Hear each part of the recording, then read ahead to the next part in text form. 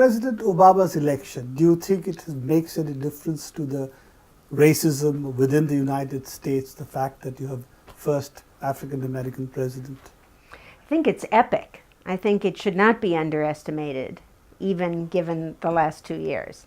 I think it's so monumental in a way that we happened to be in Grant Park the night of the election in downtown Chicago, where 40 years, almost exactly 40 years before, the Chicago police had been tear gassing all of us at the Democratic National Convention. So it had just a quality of rekindling that notion of hope and possibility that was so dominant in the 60s, 70s. That's Mayor Daley and his police at that time, right? Yes, the other Mayor Daley, the father of the current Mayor Daley, yes. Yes. And I think, I think the election really, I think white people, not a majority, 43% of white people voted for Obama. So that shows you how many didn't vote for Obama, even though it was in their interests, obviously, to vote for Obama.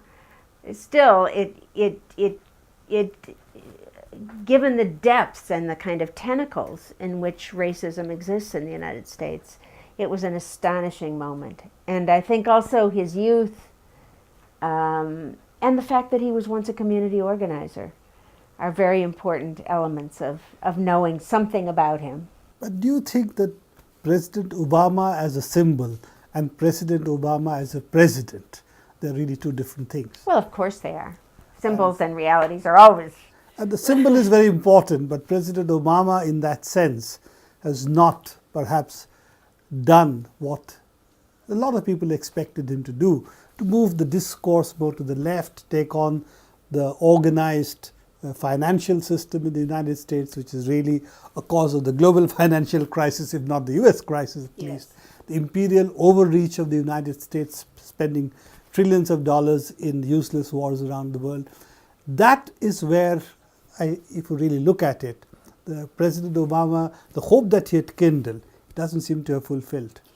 President Obama, when he was just state senator, before he was U.S. Senator Obama, always used to say about himself, I'm a moderate politician.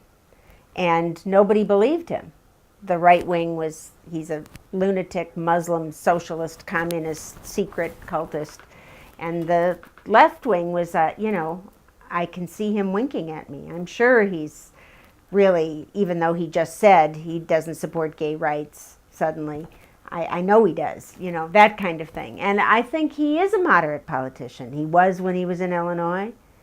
He's smart, smartest person you've ever met. He's beautiful and compassionate and interesting. He's a moderate politician. Yes, indeed. And he inherited the biggest economic crisis known in, since the 30s. So, yeah, of course he disappoints. He's disappointed everybody. One is, of course, the domestic discourse in the United States is shifting more to the right on a radical basis, in the sense that the Wall Street is now President Obama, strangely enough. And while they are, quote-unquote, anti-Wall Street, this is the Tea Party movement that we seem to see. Other is that the fact that internationally, one of the most important issues, and probably the most important issue today, is the issue of Palestine and Israel. Yes. On that, he has actually done even less than what President Bush perhaps did. Well, I wouldn't go that far. President Bush did nothing. That's what I mean. Yeah. So, he's expanded U.S. military reach around the world. He's opened new military bases. He's expanded the war in Afghanistan exponentially. And now it's his war. And he'll own it. It will be fatal. And I think around the Mideast, there it's interesting because he is indeed a moderate politician, and he will push and move back and push and move back like this. His constituency in Chicago, when he was a state representative, included a very large, second largest in the United States, Palestinian population. He is well educated on the issue. So, yes. too much a politician to buck the very strong Jewish lobby in the Capitol Hill? We'll see, won't we? Yeah, we'll see. I mean, I feel the criticism of Obama, I'm not reluctant to, I'm very critical, obviously. But I think that it allows us too much comfort. I think our job is to build a movement in the streets. That's my feeling about this. And, you know, no president in U.S. history ever did anything worth talking about without a massive movement from below. They didn't come into the job prepared to be the civil rights president or the abolitionist president or the labor president. They became that because of what was happening below. And you need that combination of power and movements from below. But I think our job is really to get, you know, to push on the issues of peace and economic justice and racial justice. Now you're talking about what, for instance, FDR is supposed to have been saying, used to say that, okay, I agree with you, now go out there in the street and make me do it. Exactly. That's the kind of Give dynamic. me a left. Yeah. I have a right. I mean, you can almost feel Obama saying that. And he surely does have a right, and it's racist, it's armed, it's hostile, it's unspeakable. If it had been, you know, if the left had a demonstration in Washington against Bush, openly armed demonstration of black people in Washington demanding an end to this, you know, statist government, imagine, there would have been a massive bloodbath, right?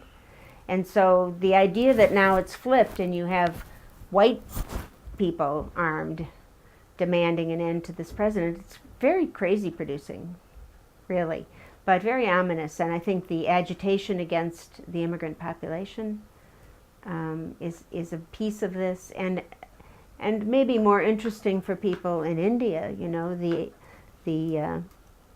and more important than the caricature that we became is the caricature that Islam has become and that Muslims have become. And that is really, I think, an important new dimension to how racism works, certainly in the United States. I'm only comfortable talking about that, but maybe it's got similar resonances around the world. So this, you know, demonization of the enemy within, and this constant notion that that the Muslim population has to be watched and surveyed and monitored and penetrated, and that it's itself a danger and a threat, is really quite ominous, and it's our newest racism.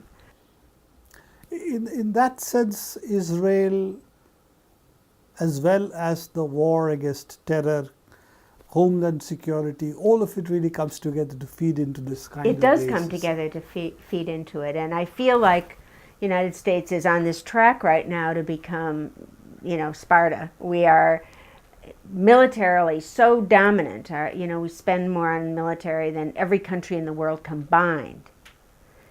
And yet the economic weakness is transparent and obvious, and even the political weakness, you know, is no longer hegemonic for sure, and may even be falling rapidly. And yet you have, you know, in there the space for the need almost to demonize and to find enemies abroad and within, and to organize around that. So I think that's, you know, I think I was in Cairo in January in the attempt to get to Gaza, not by boat, but by land. And then we were confined to... You were there in Cairo at the same time I was, a part of the Code Pink. Yes, thing, you right? were there? I was there Oh too. my gosh. I was in the bus, which finally we had to get off. Because Yes, so was I. So many people are so I can't upset. believe it. I was on that very bus. I was in the bus too. That is too funny. Walden was there.